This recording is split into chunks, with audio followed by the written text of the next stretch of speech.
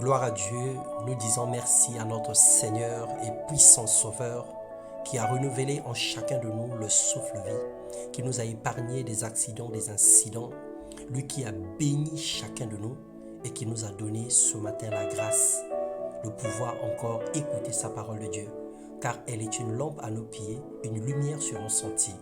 Alors je vous souhaite la bienvenue ce matin dans cette méditation.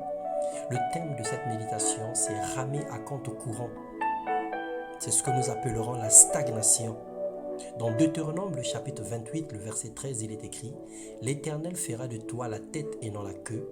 Tu seras pour toujours en haut et tu ne seras jamais en bas lorsque tu obéiras au commandement de l'Éternel ton Dieu que je te prescris aujourd'hui, lorsque tu observeras et tu mettras en pratique. » Alors mon frère, ma soeur, la volonté de Dieu est que nous soyons à tout moment, en tout temps, la tête et non la queue.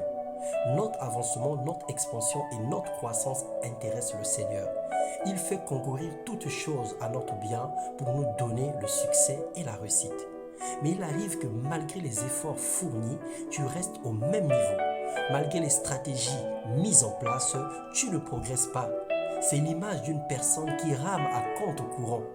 La personne fournit autant d'efforts, beaucoup d'efforts même, mais pour peu de résultats, parce que tu marches, tu rames à compte courant. Et la pirogue normalement devrait aller dans le même sens que l'écoulement des eaux. Mais lorsque tu voudras ramer à sens courant, tu es en train de faire obstacle à la force de la nature, à la force de la rivière, et tu ne peux pas avancer.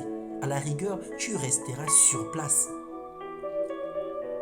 Dans le livre de Nombres, le chapitre 14, le verset 34, il est écrit « De même que vous avez mis 40 jours à explorer le pays, vous porterez la peine de vos iniquités 40 années, une année pour chaque jour, et vous saurez ce que qu'être privé de ma présence. » La désobéissance nous emmène beaucoup de problèmes dans la vie. Le Saint-Esprit est la boussole qui oriente le chrétien.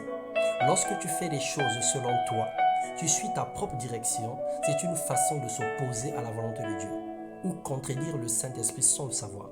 Cette attitude nous conditionne à la stagnation et à la mort spirituelle. Elle nous prive de la présence glorieuse de notre Dieu. Et c'est ce qu'a fait les enfants d'Israël. À cause de leur désobéissance, le Seigneur les a maudits. Le Seigneur les a punis. Pour 40 jours d'exploration, le Seigneur leur a donné 40 ans de misère. Alors nous ramons, pensant avancer, mais en réalité, nous faisons le surplace. Nous luttons inutilement. Pour réussir dans notre marche spirituelle et chrétienne, il faille aller dans le même sens que le courant d'eau, qui est le Saint-Esprit. Alors, sois comme de la poussière qui est transportée par le vent. Et le Saint-Esprit est le vent qui dirige notre vie. Laisse le Saint-Esprit t'emmener où il veut. Laisse-toi couler dans la présence de l'Esprit de Dieu. Sois sensible et docile à la parole de Dieu. En laissant Dieu guider ta vie et en acceptant sa volonté, même si elle est contraire de la tienne, tu verras la gloire de Dieu dans ta vie. Alors que l'obéissance à la parole de Dieu soit notre mode de vie. Que la crainte de l'Éternel soit notre partage, au point où nous devrons être des enfants obéissants à la moindre ponctuation proche. Alors que le Seigneur te bénisse ce matin, examine ta vie, pose-toi la question, pourquoi est-ce que tu es resté au même endroit malgré les efforts fournis? Alors change de stratégie. Laisse le Saint-Esprit guider et diriger ta vie et tu verras l'expansion, tu verras l'explosion des miracles et de la gloire de Dieu dans ta vie, dans le nom puissant de Jésus. Amen.